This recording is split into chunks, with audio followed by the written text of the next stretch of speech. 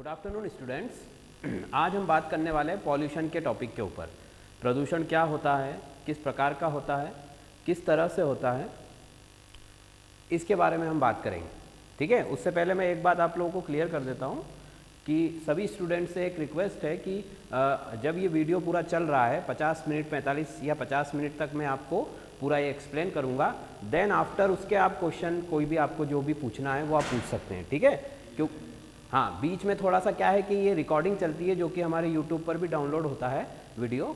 अगर आपको सपोज़ कोई प्रॉब्लम आता भी है तो आप टेक्स्ट कर दीजिएगा, तो मैडम उसका जवाब दे देंगे आपको। बीच में कोई इंटरप्ट ना करें, ठीक है, बीच में कोई बोले ना। ठीक है, जब ये पूरा लेक्चर हो जाएगा देन उसके बाद आप लोग को जितने क्वेश्चंस करने हैं आप कर सकते हैं। ठीक है, चलिए तो हम स्टार्ट करते हैं आज पॉल्यूशन, प्रदूषण। ठीक है, हम सभी जानते हैं कि आज का जो ये दौर है, हमारा जो पूरा आसपास का सिनारियो है, यहाँ पर पॉल्यूशन एक बहुत बड़ा प्रॉब्लम है। ठीक है, स्पेशली जो मेगा सिटीज़ है, बिग सिटीज़ हैं, ठीक है, बड़े बड़े महानगर है, उनमें पॉल्यूशन का जो सब्जेक्ट है या जो इसका जो प्रॉब्लम है उन लोगों को बहुत ज़्यादा फेस करना होता है। ठीक है, छोटे शहरों में या गाँव में तो अभी उस लेवल तक का पॉल्यूशन ग्रो नहीं किया है, बट जो मेगा सिटीज़ है, बिग सिटीज़ है, उनके अंदर पॉल्यूशन बहुत बड़ा प्रॉब्लम है। ठीक है, अभी होता क्या है, पॉल्यूशन का मतलब क्या है?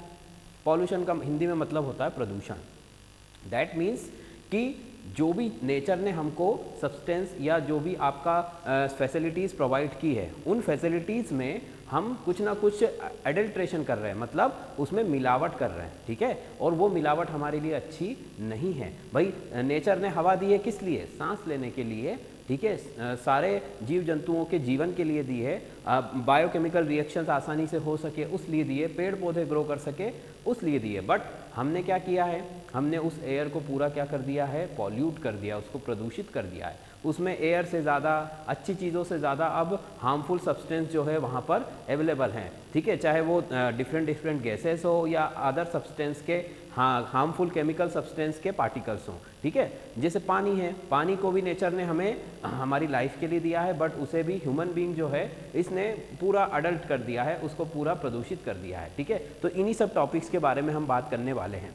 तो पॉल्यूशन की डेफिनेशन अगर हम लिखना चाहें तो क्या लिख सकते हैं कि pollution is a release of substance as a waste product. ठीक है, मतलब पॉल्यूशन क्या है, कोई भी सब्सटेंस को, चाहे वो गैसियस सब्सटेंस हो, सॉलिड सब्सटेंस हो या लिक्विड सब्सटेंस हो, ठीक है, उसको रिलीज करना as a waste material, waste material के फॉर्म में उसको रिलीज करना, ये पॉल्यूशन कहलाता है। जो कि किसकी वजह से होता है? Human activities. भाई अर्थ का हम लोग जो है, ह्यूमन बींग जो है, अर्थ की सबसे वेल डेवलप सिविलाइजेशन है, ऐसा हम मानते हैं कि हम पृथ्वी की सबसे एक उन्नत जीव हैं या उन्नत हमारी सभ्यता है। बट असल में हम ही ने इस धरती को बर्बाद करके रखा है। ठीक है, और साइंटिस्ट का तो ये भी कहना है कि आने वाले 100 या 200 सालों में अर्थ पर रहना बिल्कुल पॉसिबल नहीं होगा। ठीक है, और ऐसा भी कई फ्रिक्शंस स्टोरीज कहती हैं कि हो सकता है हमें कहीं दूसरे प्लेनेट पर जाकर रहना पड़े। चलो ये तो फ्रिक्शंस की बातें हैं, अभी वो समय बहुत दूर है।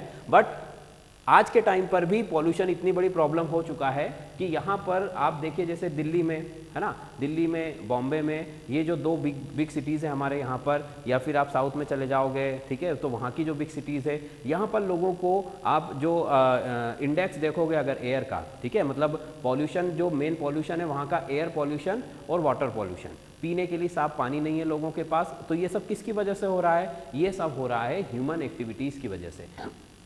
भाई अर्थ पर, और स्पेशली हम हमारे इंडिया की बात करें, ठीक है, क्योंकि फॉरेन कंट्रीज़ में तो क्या है कि अगर पॉल्यूशन हो रहा है तो वहाँ पर मतलब स्पेस उनके पास काफ़ी ज़्यादा है, एरिया जो है उन कंट्रीज़ ने काफ़ी कंज्यूम किया हुआ है। हमारी इंडिया के पास पॉपुलेशन ज़्यादा है बट एरिया कम है, इस वजह से हमको ज़्यादा प्रॉब्लम फेस करना पड़ती है। क्या क्या प्रॉब्लम फेस करना पड़ती है? तो प्रदूषण की पहले तो मैंने परिभाषा बता दी कि प्रदूषण क्या है, रिलीज ऑफ सब्सटेंस, किसी भी पदार्थ को, ठीक है, एज अ वेस्ट पदार्थ, मतलब कि व्यर्थ पदार्थ के रूप में किसी भी प्रकार के पदार्थों को, जो ठोस हो, द्रव हो या गैस हो, उसको रिलीज करना, ठीक है, उसको फेंक देना, कहीं पर भी फेंक देना, ये प्रदूषण कहलाता है। और ये होता किसकी वजह से है? मानव की विभिन्न क्रियाकलापों के द्वारा।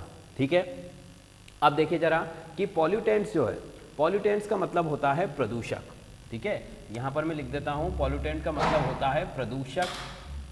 इसका मीन्स होता है कि प्रदूषण फैलाने वाले, ठीक है, जिनकी वजह से प्रदूषण हो रहा है। जैसे कि हमने कहा कि भाई घर का जो भी वेस्ट मटेरियल निकला, कचरा हमने फेंक दिया, तो वो जो कचरा है, वो जो वेस्ट मटेरियल है, उसको हम क्या बोलेंगे? पॉल्यूटेंट।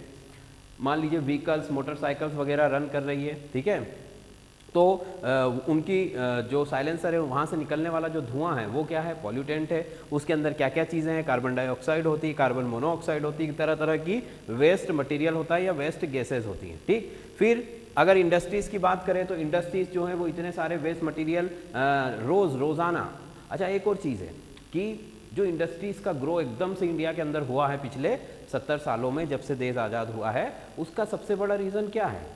भाई इंडस्ट्रीज़ जो है विदेशों की मेनी इंडस्ट्रीज, मतलब बहुत बड़ी बड़ी इंडस्ट्रीज़ जो है आकर यहाँ पर बिजनेस करती है और अपने प्रोडक्ट को सेल करती है, ठीक है। और इंडस्ट्री ने बहुत ग्रो किया है हमारे इंडिया के अंदर। उसका मेन रीज़न क्या है कि इंडिया के अंदर पॉल्यूशन को कंट्रोल करने वाला जो विंग है या जो लॉज है, जो कानून है, वो या तो है तो सही, बट उन पर फॉलो उतनी ईमानदारी से नहीं किया जाता है, ठीक है। मतलब यहाँ पर जो उनके स्टैंडर्ड है, वो स्टैंडर्ड को फॉलो करने की उन्हें ज़रूरत नहीं होती है, जिसकी वजह से प्रोडक्ट का जो प्रोडक्शन है वो लो कास्ट पर हो जाता है। सस्ती कीमतों पर यहाँ पर वो लोगों को प्रोडक्ट बेच सकते हैं। इसके अगर आप फॉरेन कंट्रीज़ में जाते हो तो वहाँ पर जो लॉस है वो बहुत ही स्ट्रिक्टली फॉलो होते हैं। लॉस तो हमारे यहाँ पर भी है, बट वो फॉलो स्ट्रिक्टली नहीं होते हैं। सख्ती के साथ कानूनों का पालन नहीं किया जाता है हमारे देश के अंदर, और यही कारण है कि दुनिया भर की जो इंडस्ट्रीज़ है उनको यहाँ पर आकर बिजनेस करना बहुत पसंद है, ठीक है। इसी वजह से आप देखिए कि हमारी जितनी भी बड़ी बड़ी नदियाँ हैं, ठीक है, चाहे वो यमुना नदी हो, गंगा नदी हो, या फिर अब तो नर्मदा नदी भी जो है, सब प्रदूषित होती जा रही हैं। उनके अंदर इतनी सारी चीज़ें कि आप उनका अगर सैंपल लेकर लैब में टेस्ट भी कराते हो तो आप ये नहीं कह पाओगे कि ये गंगा नदी का पानी है, ठीक है, क्योंकि वो इतनी ज़्यादा पॉल्यूटेड हो गई है। अब आपको पता होगा कि गंगा नदी के किनारे अकेले उत्तर प्रदेश में हज़ारों की तादाद में कंपनियां हैं जो अपना वेस्ट मटेरियल सीधा नदी में डाल देती हैं। मतलब कोई ट्रीटमेंट प्लांट नहीं है उनके पास। वेस्ट मटेरियल को ट्रीट करके फिर नदियों में बहाया जाता है, जिससे कि उसका जो परसेंटेज है, जो पॉल्यूशन का परसेंटेज है, प्रदूषण की जो मात्रा है, वो कम हो जाती है, ठीक है। तो पॉल्यूशन का ये हाल मैंने बताया। अब पॉल्यूटेंट मतलब जो प्रदूषक है वो दो तरह के होते हैं, बायोडिग्रेडेबल और नॉन बायोडिग्रेडेबल। इसका मतलब होता है, बायोडिग्रेडेबल का मतलब होता है जो अपघटित हो जाते हैं। अपघटित होने का मतलब क्या हुआ? अपघटित होने का मतलब हुआ कि वो हमें ज़्यादा नुकसान नहीं पहुंचाते हैं। वो छोटे छोटे मतलब कि जो माइक्रो ऑर्गेनिज्म होते हैं वो उनको खा लेते हैं, जिसको अगर हम नॉर्मल लैंग्वेज में कहें तो हम कहेंगे कि जो सड़ जाते हैं, ठीक है भाई। जैसे मान लीजिए आपने अपने घर का कोई वेस्ट मटेरियल, जैसे कि वेजिटेबल्स का जो भी आपका रॉ मटेरियल निकलता है वो आपने फेंका, या एग्रीकल्चर का जो वेस्ट होता है, ठीक है, फसल कटने के बाद जो पराली वगैरह जिसको हम कहते हैं, वो जो बचती है वो बायोडिग्रेडेबल पॉल्यूटेंट में आती है। कहने का मतलब कि वहाँ पर क्या होता है कि वो अपने आप टाइम के साथ धीरे धीरे पानी और हवा की प्रेजेंस में वो क्या हो जाती है? डिग्रेड हो जाती है, वो सड़ जाती है, जिसकी वजह से उसके अंदर जो माइक्रो न्यूट्रिएंट है, मतलब कि जो सूक्ष्म पोषक तत्व है वो वापस ज़मीन में मिल जाते हैं, धरती में मिल जाते हैं, जिसकी वजह से वाटर का जो अर्थ का जो पोषक तत्वों का जो संतुलन है वो बना रहता है, ठीक है। इसी वजह से ये जो बायोडिग्रेडेबल पॉल्यूटेंट है ये हमारे लिए उतने हार्मफुल नहीं है, बट शर्त ये है कि इनको प्रॉपर तरीके से आप क्या किया जाए? प्रॉपर तरीके से इनको डिस्पोज किया जाए, ठीक है। अदरवाइज़ क्या होगा? यहाँ वहाँ हम फेंकेंगे तो उसका भी हमें नुकसान ही उठाना पड़ेगा। तो बायोडिग्रेडेबल का मतलब होता है जो अपघटित हो जाते हैं। अपघटित किसकी वजह से होते हैं? अपघटित हवा में उपस्थित छोटे छोटे बैक्टीरिया, वायरस होते हैं जो कि खाने पीने की जो ऑर्गेनिक मटेरियल होता है उनको वो खा करके और उनको सड़ा देते हैं, मतलब कि उनको ख़त्म कर देते हैं, और उनके जो सारे पोषक तत्व हैं वो वापस धरती में जा करके मिल जाते हैं, ठीक है। जैसे आपने देखा होगा ना कि अगर मान लो किसी की डेड हो जाती है, अगर उसका प्रॉपर से उसका जो है डिस्पोज नहीं किया जाए तो बॉडी जो है वो क्या होने लगती है? डिकम्पोज होने लगती है, सड़ने लगती है। वही, क्योंकि हमारी बॉडी भी क्या है? एक बायोडिग्रेडेबल मटेरियल से ही बनी है। जल अपघटित मतलब कि अपघटित हो जाती है, डिस्पोज हो सकती है, तो वही चीज़ यहाँ पर भी है। सब्जियों के टुकड़े हैं या एग्रीकल्चर से निकलने वाला जो भी वेस्ट है जिसको हम पराली, भूसा कहते हैं, या अगर डिफरेंट आपने जैसे मान लीजिए आप वेजिटेबल की क्रॉप्स लगाते हैं, वेजिटेबल की सब्जी की खेती करते हैं, तो वहाँ पर भी कई तरह का वेस्ट मटेरियल निकलता है। तो वो सब आता है बायोडिग्रेडेबल में, मतलब अपघटित होने वाले प्रदूषक। जो अपने आप ही क्या हो जाते हैं, अपघटित हो जाते हैं। आप अगर इन्हें नदियों में भी बहा दोगे तब भी ये अपघटित हो जाएंगे, आप यदि इन्हें ज़मीन पर भी फेंक दोगे तब भी अपघटित हो जाएंगे, तो इनसे हमें उतना ज़्यादा नुकसान नहीं होता है। बट जो दूसरे होते हैं नॉन बायोडिग्रेडेबल, मतलब कि अपघटित ना होने वाले, ठीक है, जिनका कि बहुत ज़्यादा बुरा प्रभाव पड़ता है हमारे जीवन पर भी और हमारे प्लेनेट पर भी, ठीक है। क्यों, क्या करते हैं ये जो होते हैं ये किसी भी कंडीशन में डिकम्पोज नहीं होते हैं। जैसे कि क्या, जैसे कि आपका प्लास्टिक, सबसे जो जिसको हम कहेंगे कि सबसे बुरा जो हमारा पॉल्यूटेंट है वो क्या है, प्लास्टिक, और उससे रिलेटेड जितने भी उसके पॉलीमर्स और उसके जो भी प्रोडक्ट हैं, बाय प्रोडक्ट, वो सब के सब बहुत ज़्यादा हार्मफुल होते हैं।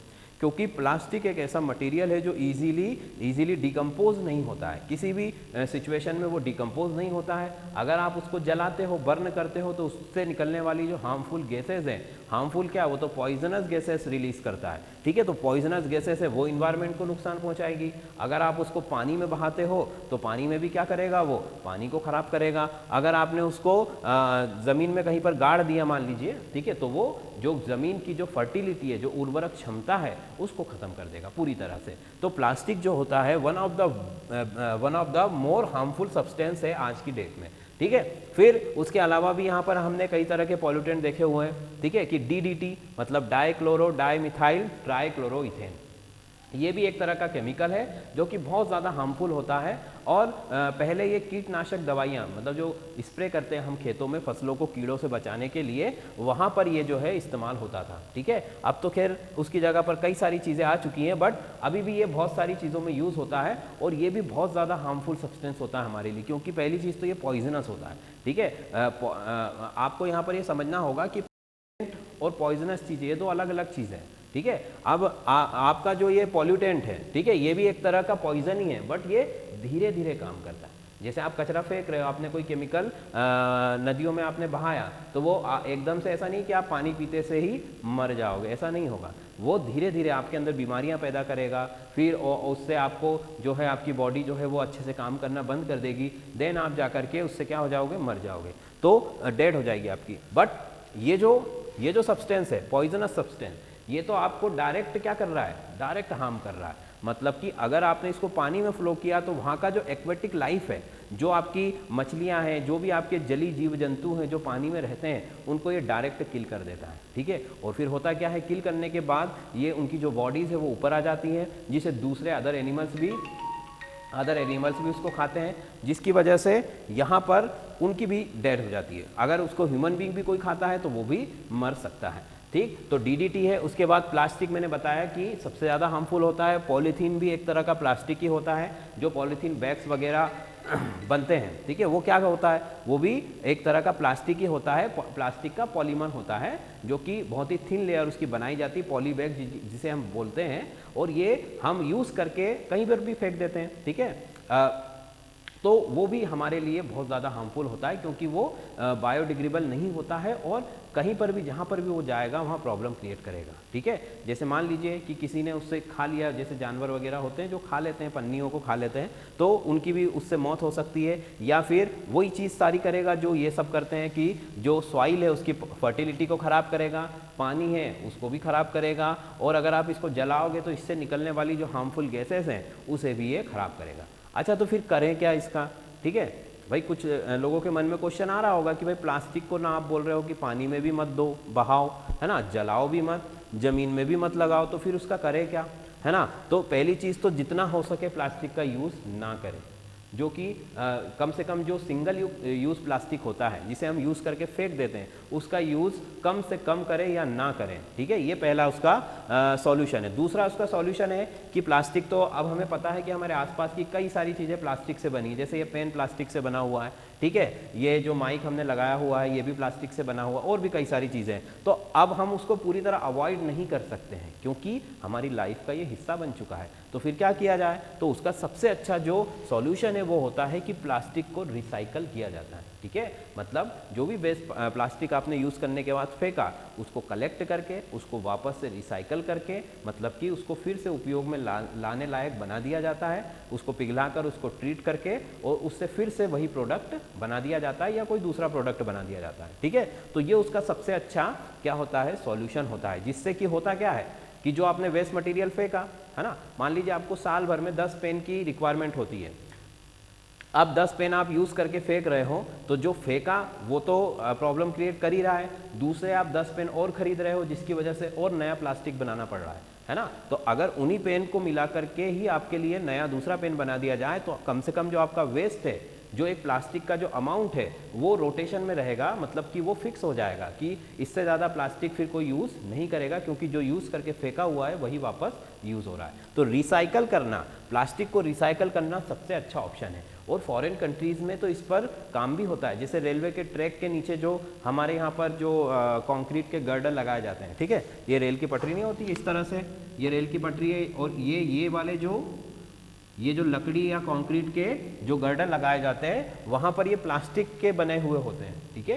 हेवी प्लास्टिक को अच्छे से ट्रीट करके उसको इस तरह से भी यूज़ किया जाता है, ठीक है। प्लास्टिक के टाइल बनाए जाते हैं, जैसे हमारे सिरेमिक के टाइल्स होते हैं जो फ्लोर पर लगाए जाते हैं, वो भी बनाए जाते हैं। फिर प्लास्टिक की आपका जो फ्लावर पार्ट होते हैं वो बन सकते हैं। ऐसी कई तरह की चीज़ें हैं जिनसे प्लास्टिक को हम रीयूज़ कर सकते हैं, ठीक। फिर अगला है इंसेक्टिसाइड, मतलब वही चीज़ है जो कीड़े मारने की जो आपकी दवाई होती है, इंसेक्टिसाइड्स जो होते हैं वो भी क्या होते हैं, एक तरह के पॉल्यूटेंट होते हैं। वही जैसे हम खेतों में स्प्रे कर रहे हैं, ठीक है, आपने कोई भी जो केमिकल है इल्लियों को या फिर और दूसरी तरह की कोई भी फ्लाई है उसको किल करने के लिए, मारने के लिए आपने खेतों में स्प्रे किया, ठीक है, तो उससे होगा क्या कि वो तो मर जाएगी, बट जो हमारी क्रॉप है, जो हमारा पौधा है, उसको भी वो बहुत ज़्यादा हार्म करती है, ठीक है।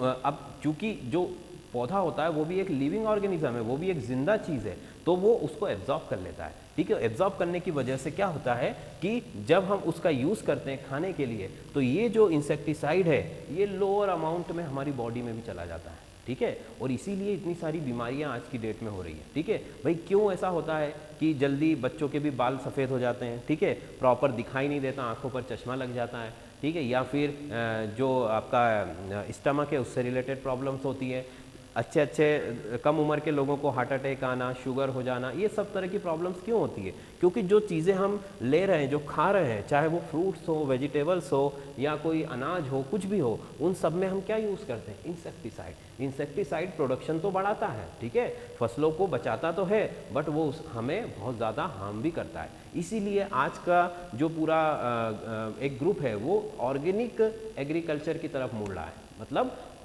जो है जैविक कृषि करना चाहता है। तो जैविक कृषि से क्या फ़ायदा होता है, जैविक कृषि में इसकी आवश्यकता नहीं होगी, और ये एक्चुअल है।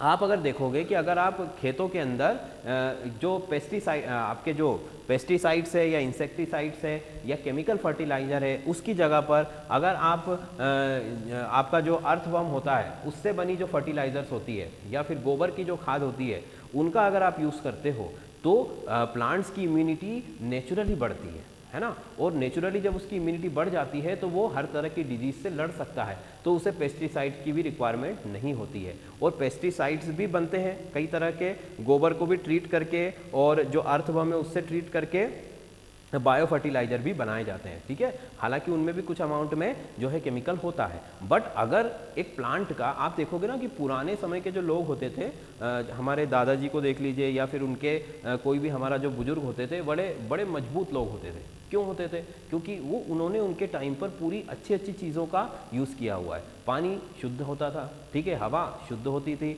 आपका खाना शुद्ध होता था, ना टीवी था, ना मोबाइल था, ना कुछ था, मतलब हार्म करने वाली चीज़ें उनके टाइम पर कुछ नहीं थी, केवल फ़ायदा पहुंचाने वाली चीज़ें थी। इसी वजह से उनकी जो बॉडी है वो स्ट्रांग थी, इम्यूनिटी जो है वो स्ट्रांग थी, उनका प्रतिरक्षा तंत्र बहुत मजबूत था, और वो अभी तक इतनी उम्र तक जो है अच्छे वाले हमसे ज़्यादा एनर्जेटिक होते हैं वो, ठीक है। तो अब हम लोगों के साथ क्या हो रहा है कि हम लोग जो भी चीज़ यूज़ करते हैं उसमें कुछ ना कुछ क्या होता है, कुछ ना कुछ अडल्ट्रेशन होता है। आप चाहे दूध पी लीजिए, उसमें मिलावट है, आप खाना खा रहे हैं उसमें तो ऑलरेडी मिला ही रहे हम, ठीक है। तो इसलिए इसी वजह से हम लोगों की जो इम्यूनिटी है वो वीक होती जा रही है, और जब इम्यूनिटी प्रतिरक्षा तंत्र कमज़ोर पड़ेगा तो क्या होगा, बाहर से आने वाले जो है बैक्टीरिया है, वायरस है, ये सब हम पर क्या कर देंगे, अटैक कर देंगे और हमें बीमार कर देंगे। भाई जैसे हमारी इंडियन आर्मी जो है वो पूरी बॉर्डर की सेफ्टी करती है, अगर वो वीक होगी तो क्या होगा, टेररिस्ट अंदर आ जाएंगे, दुश्मन अंदर आ जाएगा। तो सेम हमारे साथ हो रहा है कि हमारी जो इम्यूनिटी है वो वीक होती जा रही है, ठीक। फिर सबसे बड़ा जो हमें प्लास्टिक और इंसेक्टिसाइड, ये दो जो चीज़ें हैं, ठीक है, ये सबसे ज़्यादा हार्म करती हैं, क्योंकि ये डायरेक्ट हमारे खाने में मिलता है, और प्लास्टिक जो होता है वो अर्थ की जो फर्टिलिटी उसको कम कर रहा है, और उसी फर्टिलिटी को बढ़ाने के लिए फिर हम इसका यूज़ करते हैं, है ना। तो इसलिए इन दोनों का जो ट्रीटमेंट है वो प्रॉपर अगर होता है तो हम काफ़ी हद तक पॉल्यूशन को कम कर सकते हैं, ठीक।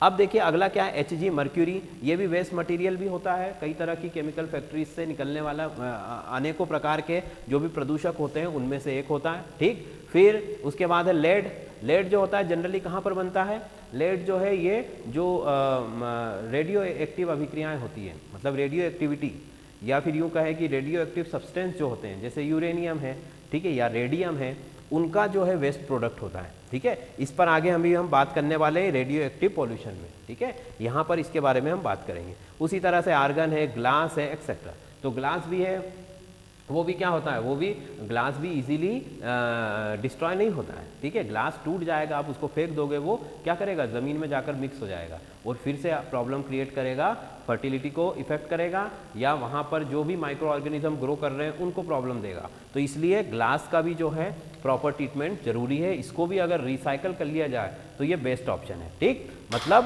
प्लास्टिक, पॉलीथीन, ग्लास, इनको रिसाइकल करके अगर आप यूज़ करते हो तो ये बहुत ज़्यादा हमारे लिए भी और हमारी आने वाली जनरेशन के लिए भी बहुत अच्छा होगा, ठीक। चलो ये तो हो गई कि बायोडिग्रेडेबल और नॉन बायोडिग्रेडेबल, मतलब अपने आप नष्ट होने वाले और अपने आप नष्ट ना होने वाले, ये दो तरह के प्रदूषक होते हैं जिनके बारे में हमने थोड़ा थोड़ा बात किया है, ठीक।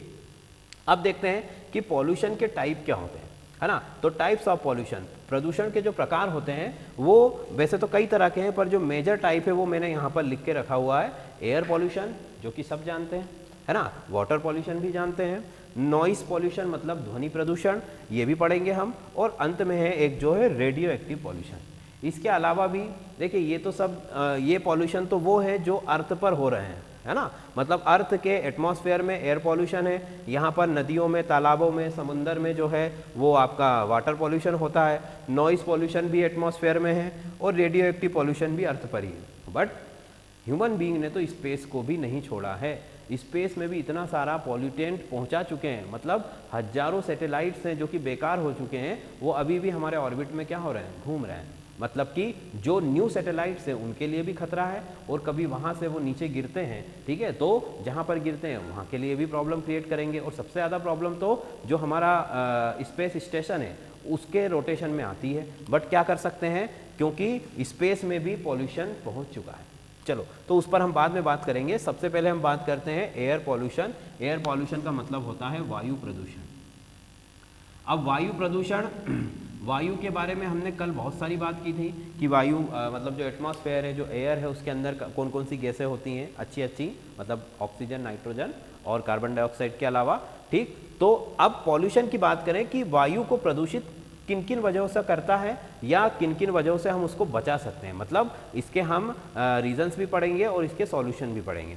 तो एयर पॉल्यूशन मतलब हवा को प्रदूषित करना, हवा में एडल्ट्रेशन करना। हवा में एडल्ट्रेशन कैसे होगा भाई, धुएं से होगा, ठीक है। कार्बन डाइऑक्साइड जो कि धुएं में ही होती है, कार्बन मोनोऑक्साइड से होगा, फिर सल्फर डाइऑक्साइड से हो सकता है, नाइट्रोजन की कोई भी गैस से हो सकता है, या फिर डस्ट पार्टिकल से। डस्ट पार्टिकल तो खैर नहीं इतना हार्मफुल होते हैं, डस्ट पार्टिकल की जगह हम बोल सकते हैं कि कार्बन के जो पार्टिकल्स हैं वो हो सकते हैं। फिर उसके अलावा और क्या हो सकता है कि जहाँ पर इंडस्ट्री होती है, जहाँ पर बहुत लार्ज अमाउंट में जो है, जैसे कहीं पर सीमेंट की फैक्ट्री है या कंस्ट्रक्शन का काम चल रहा है, तो बहुत ज़्यादा डस्ट जब उड़ती है, ठीक है, देखिए थोड़ा बहुत तो क्या है, नेचर अपने आप बैलेंस कर लेता है। जैसे धूल तो गाँव में भी उड़ती है, पर वहाँ पर उसको पॉल्यूशन माना जाता है क्या? नहीं, क्योंकि वो ऑटोमेटिक कंट्रोल भी हो जाती है, उतनी ज़्यादा नहीं होती है। बट अगर आप शहरों में जाओगे, जैसे अभी आपने थोड़े दिन पहले सुना होगा कि दिल्ली में जब पॉल्यूशन का लेवल बहुत ज़्यादा हो गया था, ठीक है, तो क्या हुआ था कि वहाँ की सरकार ने जो कंस्ट्रक्शन के काम है उनको बंद करवा दिया था।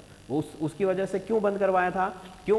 क्योंकि कंस्ट्रक्शन जब होता है तो बहुत ज़्यादा अमाउंट में धूल उड़ती है, ठीक है। अब पहले से ही तो दिल्ली में इतना ज़्यादा है, ऊपर से अगर और ज़्यादा वो धूल और मिट्टी और जो है सीमेंट की जो डस्ट है वो जब उड़ के आती है तो वो और ज़्यादा उसको पॉल्यूट कर देती है।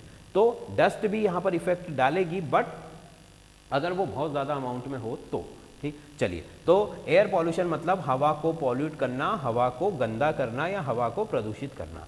अब हवा को दो तरह से हम पॉल्यूट कर सकते हैं, दो तरह से उसको खराब कर सकते हैं। पहला क्या है?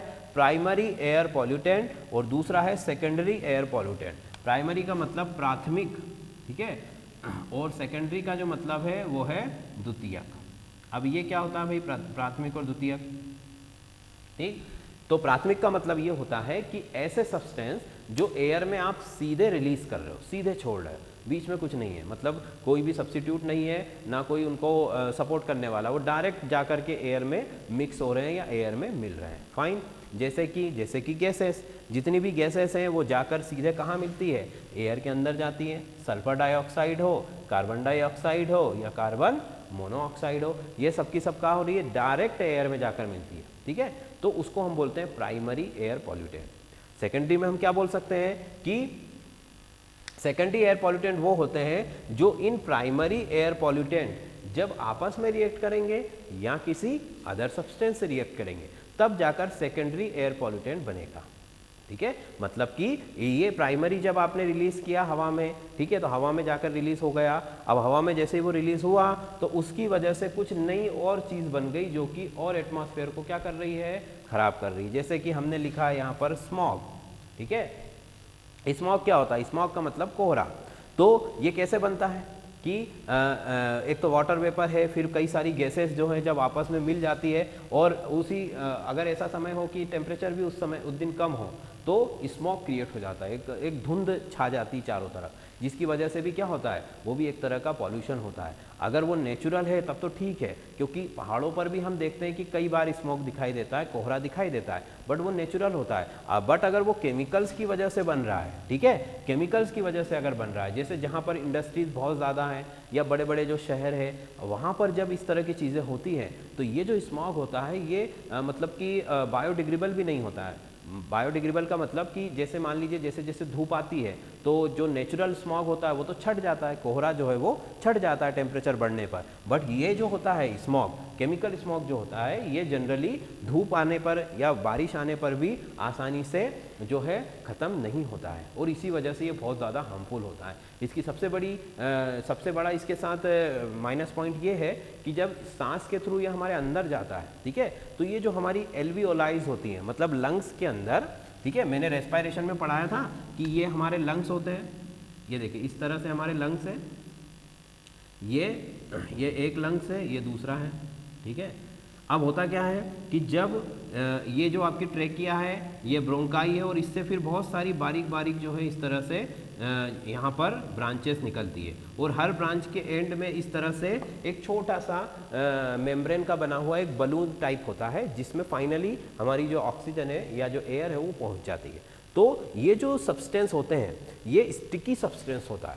ये जो केमिकल स्मॉग होता है ये स्टिकी होता है, स्टिकी मीन्स चिपचिपा होता है। तो जब ये हमारे लंग्स में जाता है, हमारे फेफड़ों में जाता है, तो ये जो एल्वियोलाई है, इसको क्या करता है वो इस तरह से इसकी जो वॉल्स हैं आपस में चिपकने लगती है, मतलब कि उसका वॉल्यूम जो है वो कम होने लगता है। जैसे कोलेस्ट्रॉल जमा होता है, कहाँ पर कोलेस्ट्रॉल जमा होता है? हमारी आर्टरीज में, जिससे हमारा जो ब्लड सर्कुलेशन है वो ब्लॉक हो जाता है और हार्ट अटैक के लिए वो रिस्पॉन्सिबल होता है। और वैसे ही यहाँ पर ये क्या करता है कि जो लंग्स है उसका वॉल्यूम कम कर देता है। आपने देखा होगा जो लोग ज़्यादा सिगरेट पीते हैं उनके साथ भी सेम यही सिचुएशन होती है कि एक तरह का स्टिकी सब्सटेंस उनके लंग्स में जमने लगता है, एक चिपचिपा पदार्थ उनके फेफड़ों में क्या होने लगता है, जमने लगता है, जिसकी वजह से उनके जो एयर सेक है या जो एल्वियोलाई है, वायु के छोटे छोटे जो गुब्बारे हैं वो भर जाते हैं, और भरने की वजह से जब उनमें पहले से कोई मटेरियल भरा है तो एयर उसमें जाएगी क्या, नहीं जाएगी। दैट मीन्स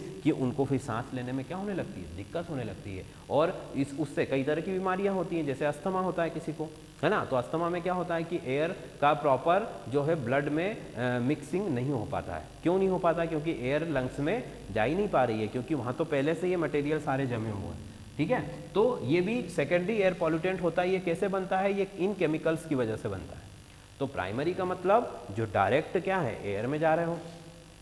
जैसे कोई भी प्रोडक्ट होता है उसकी दो तीन तरह की पैकिंग होती है, एक तो प्राइमरी पैकिंग, सेकेंडरी पैकिंग। मतलब कि प्राइमरी पैकिंग का मतलब ऐसी पैकिंग जो कि डायरेक्ट उस प्रोडक्ट को टच कर रही हो, है ना। जैसे मान लो इस पेन के ऊपर एक पॉलीथीन चढ़ा हुआ है तो ये उसकी प्राइमरी पैकिंग हो गई। अब अगर ऐसे पेन के इस पेन को उठा के हम किसी बॉक्स में रख देते हैं तो वो सेकेंडरी पैकिंग। तो सेम यहाँ पर भी है, जो डायरेक्ट उसको इफेक्ट कर रहा है किसको, एयर को, वो प्राइमरी है, और जो इनके थ्रू बनता है वो सेकेंडरी है। फाइन, चलो। तो एयर पॉल्यूशन किन किन वजहों से होता है वो देखो। तो सबसे बड़ी जो वजह है वो कौन सी है, आज की डेट में अगर आपसे क्वेश्चन करें कि महानगरों में या बड़े बड़े शहरों में वायु प्रदूषण का मुख्य कारण क्या है, what is the main reason of air pollution in big cities या मेट्रो सिटीज, तो उसका रीजन अगर मैं आपको ऑप्शन देता हूं कि मान लो मैंने बोला कि भाई व्हीकल्स का जो धुआं है वो, दूसरा इंडस्ट्रीज, इन दोनों में से आप क्या सेलेक्ट करोगे, ठीक है। तो आज की डेट में जो पॉल्यूशन है वो सबसे ज़्यादा व्हीकल्स के धुएं की वजह से होता है, ठीक है। जो मोटर गाड़ियां हैं, जो इंजन्स हैं, ठीक है, वो सबसे ज़्यादा वायु प्रदूषण का कारण होता है। आप जानते होंगे कि किसी भी महानगर में जितनी पॉपुलेशन होती है लगभग उतने ही व्हीकल्स भी होते हैं, ठीक है, क्योंकि आजकल तो हर व्यक्ति के पास अपना पर्सनल व्हीकल होता है, और उन व्हीकल से निकलने वाला जो धुआं है, ठीक है, उसकी वजह से एयर में कार्बन डाइऑक्साइड का अमाउंट बहुत ज़्यादा इंक्रीज हो जाता है। पूरे दिन भर में जो कार्बन डाइऑक्साइड इंडेक्स है बहुत बढ़ जाता है, और जो कि सांस लेने के लिए सबसे ज़्यादा डिफ़िकल्टीज क्रिएट करता है कार्बन डाइऑक्साइड। तो महानगरों में प्रदूषण का सबसे बड़ा कारण जो है वो मोटर गाड़ियों से निकलने वाला धुआं है, ठीक है। फिर अब पहले के टाइम पर तो क्या था कि इंजन भी डेवलप नहीं होते थे, तो इसलिए पॉल्यूशन बहुत ज़्यादा होता था। आजकल तो फिर भी कंट्रोल हो गया है, क्योंकि इंजन्स में जो टेक्नोलॉजी यूज़ हो रही है वो प्रॉपर डेवलप है, जिससे कि जो पॉल्यूशन है बहुत कम, धुआं जो है बहुत कम निकलता है। बट उसकी कमी को पूरा किसने किया, उसकी कमी को पूरा कर दिया व्हीकल्स के नंबर ने। भाई पहले पॉल्यूशन ज़्यादा था तो व्हीकल्स का नंबर कम था, लोगों के पास वाहन कम थे, ठीक है। अब पॉल्यूशन कम हुआ है, मतलब पर्टिकुलर अगर व्हीकल की बात करें तो पहले के कंपैरिजन में वो बहुत कम पॉल्यूशन क्रिएट कर रहा है, बट व्हीकल का नंबर इतना बढ़ गया है कि वो प्रॉब्लम उससे भी बड़ी हो गई है, ठीक है। पहले जहाँ जिस शहर में मान लो 5000 व्हीकल थे, आज वहाँ 5 लाख व्हीकल हो गए, ठीक है। तो उससे जो उनका जो कम धुआं फेंकने का जो इंजन है वो भी किसी काम का नहीं है, क्योंकि वो कम कम करते इतना सारा हो जाता है। जैसे हम कहते हैं ना कि भाई बूंद बूंद से घड़ा भर गया या सागर भर गया, तो वैसे ही हर व्हीकल थोड़ा थोड़ा पॉल्यूशन कर रहा है, बट वो सब मिलकर इतना ज़्यादा हो जाता है कि वो पूरी सिटी के लिए फिर प्रॉब्लम क्रिएट करने लगता है, ठीक। दूसरा जो मेन रीज़न होता है एयर पॉल्यूशन का, ठीक है, वो होता है इंडस्ट्रीज़, ठीक है। बड़ी बड़ी इंडस्ट्रीज़ जो होती हैं बिना किसी प्रोटोकॉल के, बिना किसी सेफ्टी इंस्ट्रक्शन के अपनी फैक्ट्रीज़ में लगातार प्रोडक्शन करती रहती है, ठीक है। और जो भी वेस्ट मटेरियल है उनको डायरेक्ट एयर में, जो अगर गैसियस है तो डायरेक्ट एयर में जो है वो रिलीज़ करती रहती है, तो जिसकी वजह से भी एयर पॉल्यूशन बहुत ज़्यादा होता है, ठीक है। अब प्रॉपर गवर्नमेंट ने जो रूल्स रेगुलेशन बनाए हैं उनके अकॉर्डिंग अगर चला जाए तो हो सकता है कि पॉल्यूशन जो है 20 से 25% कम हो सकता है। बट यहाँ पर इंडिया में यही तो प्रॉब्लम है कि यहाँ पर रूल्स रेगुलेशन के अकॉर्डिंग नहीं चला जाता है, ठीक है। इसीलिए इंडस्ट्रीज़ का जो वेस्ट मटेरियल है, अब इंडस्ट्री जो होती है वो हर तरह से मतलब कि आपको नुकसान पहुँचाती है इन्वायरमेंट को। मतलब वहाँ से लिक्विड वेस्ट भी निकलता है, वहाँ से सॉलिड वेस्ट भी निकलता है, वहाँ से गैसियस वेस्ट भी निकलता है, वहाँ से रेडियो एक्टिव वेस्ट भी निकलता है, और वहाँ से नॉइस वाला जो पॉल्यूशन है वो भी होता है। मतलब ऐसा कोई पॉल्यूशन नहीं है जो इंडस्ट्री ना कर रही हो, इंडस्ट्री में सब तरह के पॉल्यूशन होते हैं। भाई बड़ी बड़ी मशीनें चल रही हैं, फर्नेस चल रहे हैं तो नॉइस पॉल्यूशन होता है, ठीक है। फिर उसके बाद में धुआं निकल रहा है या डिफरेंट गैसेस निकल रही है तो एयर पॉल्यूशन है। वेस्ट मटेरियल लिक्विड, पानी तो हर जगह यूज़ होता है, कोई सी भी इंडस्ट्री हो, कुछ भी बना रही हो, वहाँ पानी लगता है। तो पानी जब वहाँ यूज़ होकर बाहर निकलता है तो वो भी क्या हो चुका होता है, ख़राब हो चुका होता है। और रेडियो एक्टिव सब्सटेंस, मतलब कि कुछ इंडस्ट्रीज ऐसी भी होती है जहाँ पर रेडियो एक्टिव मटेरियल्स के ऊपर काम होता है या उससे रिलेटेड कुछ भी काम होता है तो वहाँ से रेडियो एक्टिव वेस्ट भी निकलता है, ठीक है। तो एयर पॉल्यूशन की हम बात कर रहे थे। पहला मुख्य कारण मोटर गाड़ियों से निकलने वाला धुआं, दूसरा मुख्य कारण जो है जो इंडस्ट्रीज़ हैं, जो फैक्ट्रीज़ हैं हमारी, उनकी वजह से वहाँ से निकलने वाले वेस्ट मटेरियल, ठीक है, ये होता है। ये दो मुख्य कारण होते हैं किसी भी एनवायरनमेंट में जो एयर है उसको पॉल्यूट करने के, ठीक। तो ये प्राइमरी सोर्स के होते हैं। अब इससे हम बच कैसे सकते हैं, मतलब प्रिवेंशन कैसे हो सकता है, ठीक है। जैसे अब व्हीकल्स हैं तो कई गवर्नमेंट से ट्राई करती हैं कि भाई जो व्हीकल्स हैं वो लोग कम से कम यूज़ करें, जो पास की जगहों पर काम करते हैं या घर से थोड़ी दूर पर काम करते हैं तो वो जो पब्लिक ट्रांसपोर्ट है उसका यूज़ करें, या फिर अपने किसी फ्रेंड के साथ इस तरह से शिफ्टिंग में काम करें कि भाई आज तेरा व्हीकल ले जाएंगे, कल मेरा लेके जाएंगे, तो इसकी वजह से भी जो है पॉल्यूशन कम हो सकता है। बट ये सब क्या है, ये होगा कब, जब लोग इसको अप्लाई अपने ऊपर करेंगे, ठीक है। और जब तक लोग अप्लाई नहीं करेंगे तब तक ये सारे जो सॉल्यूशंस है ये किसी काम के नहीं है। तो व्हीकल्स को कम से कम यूज़ करना, ठीक है, ये हमारे ऊपर है। और जब हम इसको कम से कम यूज़ करना शुरू करेंगे तभी जा कर के व्हीकल्स वाला जो प्रॉब्लम है या व्हीकल से होने वाला जो पॉल्यूशन है ये क्या हो सकेगा, ये कम हो सकेगा, ठीक। दूसरा इंडस्ट्रीज़, तो जो इंडस्ट्रीज़ हैं उनको कंट्रोल करना नॉर्मल ह्यूमन बीइंग के तो कंट्रोल में नहीं है, मतलब हम लोग तो उनको कंट्रोल नहीं कर सकते हैं, बट उसको कंट्रोल गवर्नमेंट कर सकती है, ठीक है। तो गवर्नमेंट ने जो ऑलरेडी रूल्स रेगुलेशन बनाए हुए हैं उनको अगर स्ट्रिक्टली फॉलो कराया जाए तो तब भी जो है वो इंडस्ट्रीज से जो निकलने वाला पॉल्यूशन है वो बहुत कम हो सकता है। जैसे कि मान लीजिए एक गाइडलाइन होती है कि जो कारखानों की जो चिमनियाँ होती हैं, ठीक है, जिनसे धुआं निकलता है उनको ऊंचा बनाया जाए, ठीक है। तो उनकी भी एक स्टैंडर्ड हाइट होती है कि भाई एटमॉस्फेयर में इनको काफ़ी ऊंचा बनाया जाए जिससे कि जो हार्मफुल गैसेज हैं, ठीक है, मान लो ये हमारा जो निचला वायुमंडल है उसमें जो हार्मफुल गैसेज है वो जमा ना हो। क्योंकि होता क्या है कि जैसे जैसे हम ऊपर जाते हैं तो एयर प्रेशर कम होता है, हवा का दबाव कम होता जाता है। तो जो अगर चिमनियों का जो धुआं है अगर उसको आप ज़्यादा ऊंचाई पर ले जाकर फिर रिलीज़ करोगे तो उससे क्या होगा, वो सीधा अपर एनवायरनमेंट में चला जाएगा जो हमारे लिए हार्मफुल नहीं होगा। बट अगर आप उसको नीचे से ही क्या कर रहे हो, छोड़ रहे हो, तो वो स्प्रेड हो रहा है, चारों तरफ जा रहा है, ठीक है। तो वो लोअर एटमॉस्फेयर में भी चला जाता है और वहाँ पर जो भी सब्सटेंस अवेलेबल है, जैसे वहाँ पर जो भी गैसेस हैं या वहाँ पर जो भी वाटर वेपर है उसमें रिएक्ट करके और फिर सेकेंडरी प्रोडक्ट बना लेता है, ठीक है। फिर दूसरी चीज़ कि जो इंडस्ट्रीज़ है जो वाटर पॉल्यूट करती हैं, जो वेस्ट वाटर वहाँ से निकालती है या जो वेस्ट केमिकल वहाँ से निकालती है उसको ट्रीट किया जाए, प्रॉपर उसको क्या किया जाए, उसको एक तरह से उसका शोधन मतलब शुद्धिकरण किया जाए। कैसे करते हैं कि भाई जैसे मान लो कि वेस्ट मटेरियल निकला, अलग अलग जो है रिवर्स ऑस्मोसिस होता है कहीं कहीं जगह पर, और भी कई तरह के ट्रीटमेंट प्लांट होते हैं जिससे जितना हो सके उसके अंदर उपस्थित हानिकारक पदार्थों को बाहर निकाल दिया जाता है। उसके बाद उस पानी को क्या किया जाता है, बहा दिया जाता है नदियों में। क्योंकि जो पानी है वो सबसे ज़्यादा प्रॉब्लम, एयर और पानी जो है मतलब हवा और पानी जो है यही सबसे ज़्यादा प्रॉब्लम क्रिएट करते हैं।